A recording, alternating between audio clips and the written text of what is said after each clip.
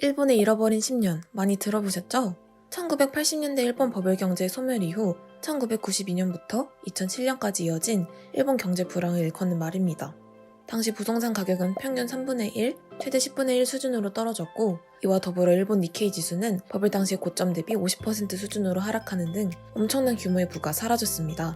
버블 경제의 붕괴 이후 기업은 채무를 상환하느라 투자 활동을 지속하지 못했고, 은행은 부실채권을 정리하는 데 집중한 나머지 국민들에게 돈을 제대로 공급하지 못했습니다. 때문에 이후 일본은 약 10년에서 30년에 가까운 장기 불황을 맞이하게 됩니다. 이 일련의 사건을 일본이 잃어버린 10년이라고 부르는 것이죠. 그러나 이런 악조건 속에서도 일본 시장에서 뛰어난 수익을 낸 투자자가 있습니다. 바로 아베 슈에이입니다.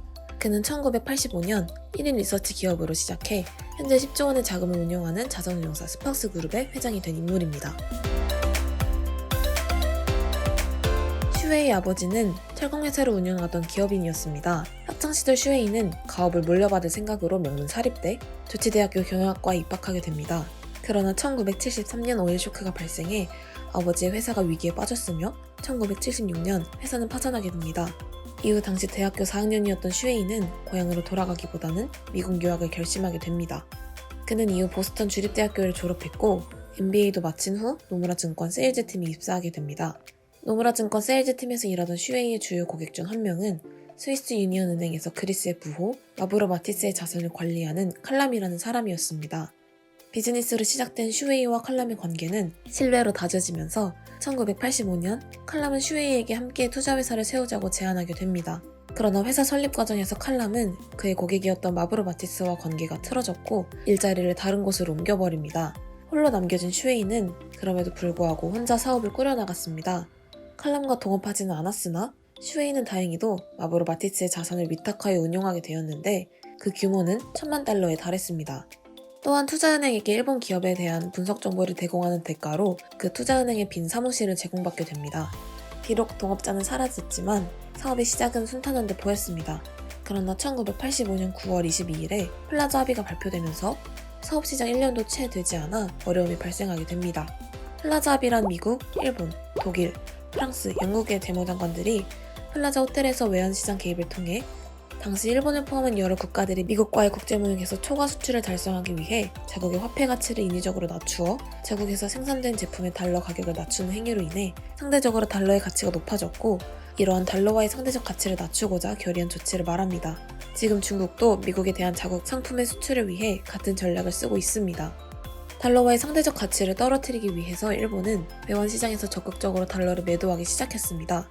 상대적으로 미 달러화가 외환시장에 많이 풀리게 되자 미국 달러화의 가치는 하락했고, 반대로 시중에 풀린 엔화의 양은 상대적으로 적어져 엔화 가치가 오르게 되었습니다. 엔화 가치의 상승은 수출 기업의 가격 경쟁력 상실로 이어졌습니다. 이전에 제품을 팔면 150엔을 받을 수 있었던 것이 이젠 100엔밖에 못 받게 된다는 것이죠. 당시 미국 등 다른 나라에 수출하는 비중이 높았던 일본이었기 때문에 생산성 향상을 통한 정상적인 경제 성장이 제약되었습니다. 이에 외국인 기관 투자자들은 일본 주식을 매도하기 시작합니다. 따라서 슈에이가 관리하던 포트폴리오 가치도 하락세를 보였고, 슈에이의 고객인 마브로 마티스도 슈에이에게 큰 불안을 표했습니다. 그러나 당시 일본 정부가 내수경제 활성화를 목적으로 1985년 5% 수준이던 금리를 1987년 2월 2.5% 수준까지 끌어내리고 부동산 대출 규제를 완화했기 때문에 주식시장과 부동산 시장에 돈이 몰리고 있었습니다. 때문에 슈에이가 관리하던 건설주 중심의 포트폴리오 역시 오를 수밖에 없던 상황이었죠. 슈에이는 마브로 마티스에게 포트폴리오가 저평가된 건설주를 중심으로 투자되어 있으니 큰 문제가 되지 않는다고 말하며 안심시켰지만, 그럼에도 불구하고 마브로 마티스가 일본 주식에서 자금을 상당 부분 빼면서 슈에이는 5개월 만에 자신의 사업이 중단될 수 있다는 위기감을 느끼게 됩니다. 슈에이는 일본 경제시장에 버블에 낀 상황에서 새로운 투자 아이디어를 이용해 새로운 투자자를 유치하기 시작합니다. 당시 일본 주식에 투자하던 미국 투자자들은 일본 기업의 손익계상서에만 집중하여 주가 수익 비율과 같은 지표를 통해서만 투자를 하고 있었습니다. 즉, 투자자들 대부분이 일본 기업이 보유한 자산 가치는 들여다보지 않고 있었습니다. 그러나 당시 일본의 철도기업이 보유한 부동산 가격은 계속해서 오르고 있었는데, 저금리 정책 및 부동산 규제 완화, 도시개발을 통해 경제를 성장시키려는 정책 방향 때문이었습니다. 전 일본은행 총재 마에카와 하루오가 쓴 마에카와 보고서의 핵심 내용은 시장 개방, 규제 완화, 주택과 토지 공급 확대, 내수경제 확장, 사회간접자본 확충 등으로 구성되어 있었습니다. 이런 정책 보고서의 방향에 따르면 철도 기업의 자산 가치는 오를 수밖에 없다는 게 슈웨이의 판단이었죠. 슈웨이는 이렇듯 실제 자산 가치가 뛰어나지만 저평가된 주요 기업들에 대한 분석 리포트를 쓰게 됩니다. 1985년 12월 슈웨이는 이반 보스키, 조지 소로스 등 당시 명성을 떨치던 투자자 10명에게 자신의 리포트를 보냈고 일주일 뒤 조지 소로스로부터 답장을 받게 됩니다. 소로스와의 회의에서 약 2시간 동안 리포트에 담긴 내용을 설명하게 됩니다. 리포트의 내용은 이렇습니다. 첫 번째, 플라자 합의 이후 엔화 강세가 지속됨에 따라 일본의 자산 가격이 상승하고 있고, 두 번째, 특히 부동산을 대량으로 보유한 철도, 부동산 기업의 자산 가격은 대규모 평가 이익을 거두고 있으나 증시에는 반영되지 않았으며, 세 번째, 미국 투자자들이 일본 기업들이 보유한 자산 가치를 인식하기 시작하면 주가가 급등할 것이기 때문에 지금이 투자 적기라는 것입니다. 또한 앞서 언급했듯이 슈웨이가 특히 주목했던 산업은 철도 산업이었습니다. 철도 기업들의 재무제표에는 기업이 보유한 토지 및 부동산이 과거에 매입한 가격으로 표시되어 있었습니다. 철도 기업들이 보유한 대규모 부동산 및 토지를 시장 가치로 반영하면 기업의 시가총액이 10배 가까이 상승할 수 있는 여력을 가진 기업도 있었습니다. 또한 내수경제 확장 및 규제 완화, 사회간접자본 확충 등을 골자로 한 정부 정책 방향을 고려했을 때 소로스는 슈웨이의 관점을 번뜩이는 아이디어라고 호평하면서 그 자리에서 1억 달러를 맡기겠다고 말했습니다. 그 결과 소로스가 슈웨이에게 맡긴 금액은 1년 만에 5억 달러로 불어나게 됩니다. 1986년 말 12,000이었던 니케이 지수는 1987년 말이 되자 25,000을 넘어서게 됩니다.